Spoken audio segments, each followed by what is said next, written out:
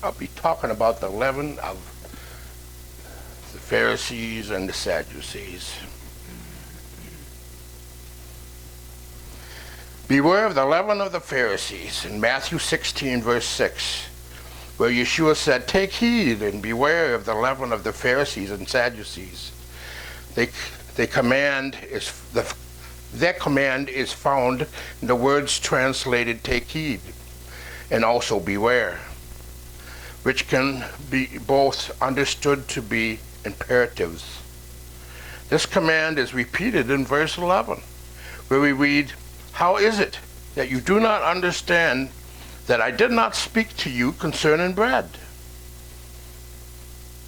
but to beware of the leaven of the Pharisees and Sadducees?"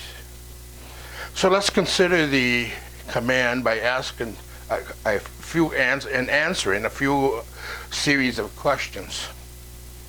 What is leaven? The Greek word translated leaven is either zoom or zumi, Z-U-M-E, yeast or leaven. It's a powerful fungus that can cause a lump of dough to rise into bread. It could ferment liquids into alcohol or cause painful infections. But principally, leaven is referred to here caused fermentation and made bread rise before baking, and was used in much the same way that yeast is used today. Most of you are familiar with the use of a starter for causing fermentation in sourdough bread. This starter is used for the inducing fermentation into the next round of bread baking.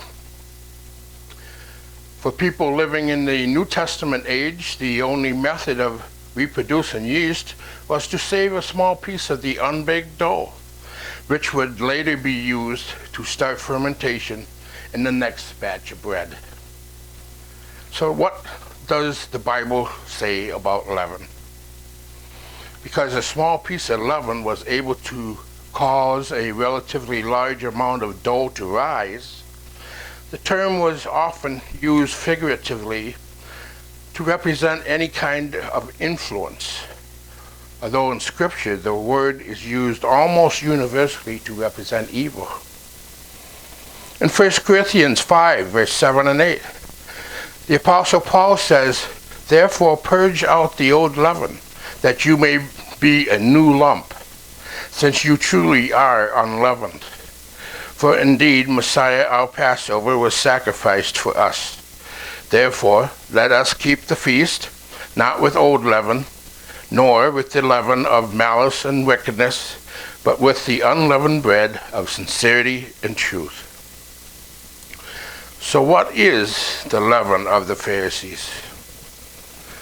It is against the doctrine of the Pharisees and the Sadducees that Yeshua is warning his disciples. He calls their teachings leaven because it has the potential of affecting not only their own lives, but everyone they come in contact with. The doctrine of the Pharisees and Sadducees contained a mixture of Yahweh's truth and man's traditions. The danger of the leaven of the Pharisees is that it spreads quickly, affecting the thought processes of an individual or a group of people to the extent that it corrupts their hearts and minds to the true meaning of Yahweh's word and commandments. Let's look briefly at a few of these areas that Yahweh deals with the Pharisees about. They made the commandments of Yahweh of no effect by their traditions. Matthew 15, verse 3 through 6. He answered and said to them, "Why do you also transgress the commandments of Elohim? Because of your traditions. For Yahweh commanded, saying, Honor your father and your mother, and he who curses father or mother, let him be put to death. But you say, Whoever says to his father or mother, Whatever profit you might have received from me is a gift to Elohim." So forward a better image of ourselves than really exist. The outward appearance of our character and the inner reality that only God, we, and perhaps our family members know, they don't match. They did their works to be seen and appreciated by men. In Matthew 23, verse 3 through 7. Therefore, whatever they tell you to do, observe. That observe and do, but do not do according to their works.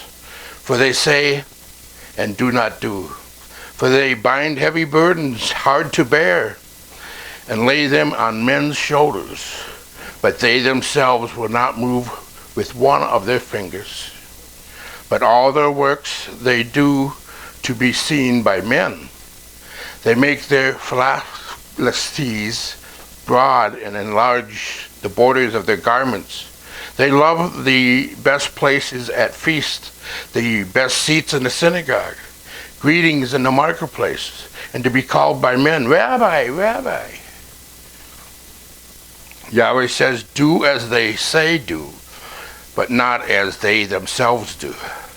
The problem is not with what they believe, but the problem is with what the practice of their beliefs.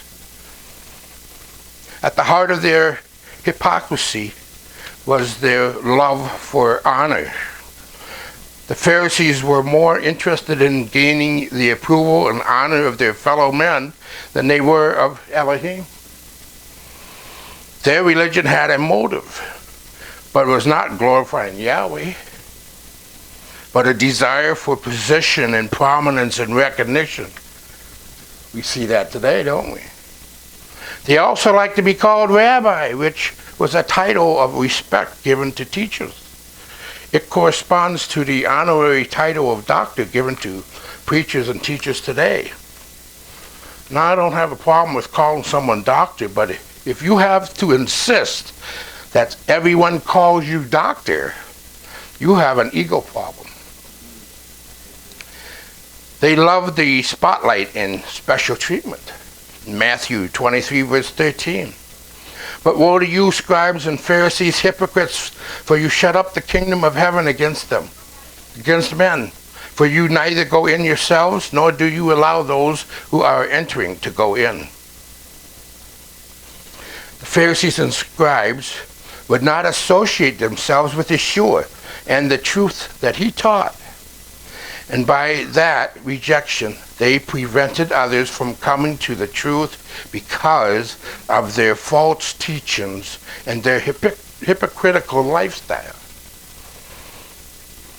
They used their office to make themselves rich. And boy, do we see that today. Woe to you, scribes and Matthew 23, verse 14. Woe to you, scribes and Pharisees, hypocrites, for you devour widows' houses, and for a pretense make long prayers. Therefore you will receive greater condemnation. The Pharisees, just like some religious official of our own day, used their position and their influence to enrich their own lives. Yeshua didn't like them, and I don't think he likes them better today. It's obscene to know that they're making 6 figures for being paid.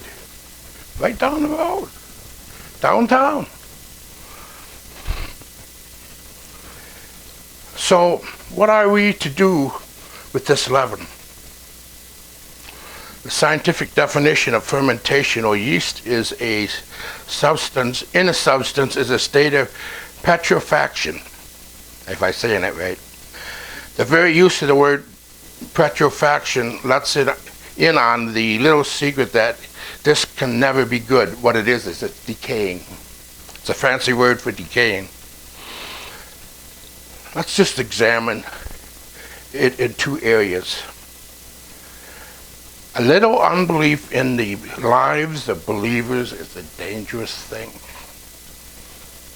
When Yeshua spoke of leaven in his comments about the Pharisees, his disciples were quite confused. Matthew 16, verse 7 through 12. And they reasoned among themselves, saying, it's because we have taken no bread. But Yeshua, being aware of it, said to them, O you of little faith, why do you reason among yourselves because you have brought no bread? Do you not yet understand or remember the 5 loaves of the 5,000 and how many baskets you took up? Nor the 7 loaves and the 4,000 and how many baskets you took up? How is it you do not understand that I did not speak to you concerning bread, but to beware of the leaven of the Pharisees and Sadducees? Then they understood that he did not tell them to beware of the leaven of bread, but of the doctrine of the Pharisees and Sadducees. So what could he mean? They thought that his comments on leaven was some kind of veiled reference to the fact that they had forgotten to bring some bread. But Yeshua, perceiving their thoughts, reminded his followers of his miracles of feeding the 5,000 and the 4,000. What was the response of the Pharisees?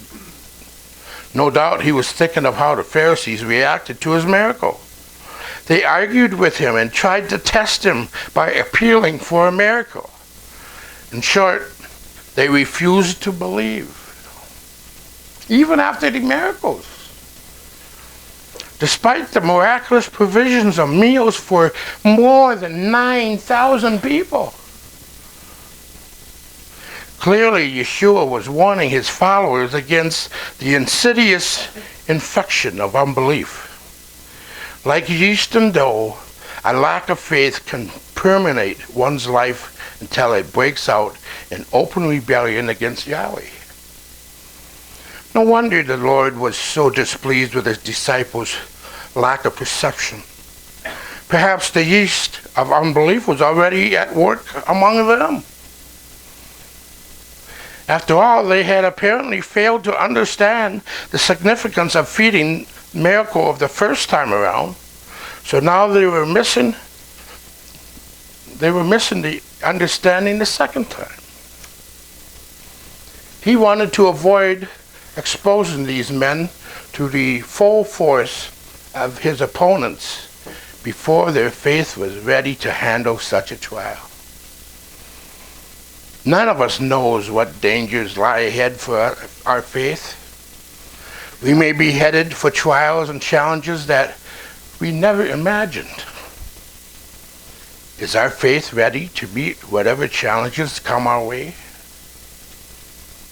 Or have we let the yeast of unbelief gain a foothold, breaking down our trust in Yahweh and spreading resistance to him throughout our life? A little sin in the life of a believer is a dangerous thing. The only way to escape the leaven of sin is not to permit any compromise of sin to remain in our lives. The leaven of sin is much like the sowing of iniquity. We reap more than we sow. The very nature of leaven requires that it be removed, because even a small portion of leaven will permeate the entire batch. This is the warning that Yeshua gives about leaven as a symbol of sin. Paul says in Galatians 5 verse 9, a little leaven leavens the whole lump. So beware of the leaven of the Pharisees and scribes. Yahweh bless.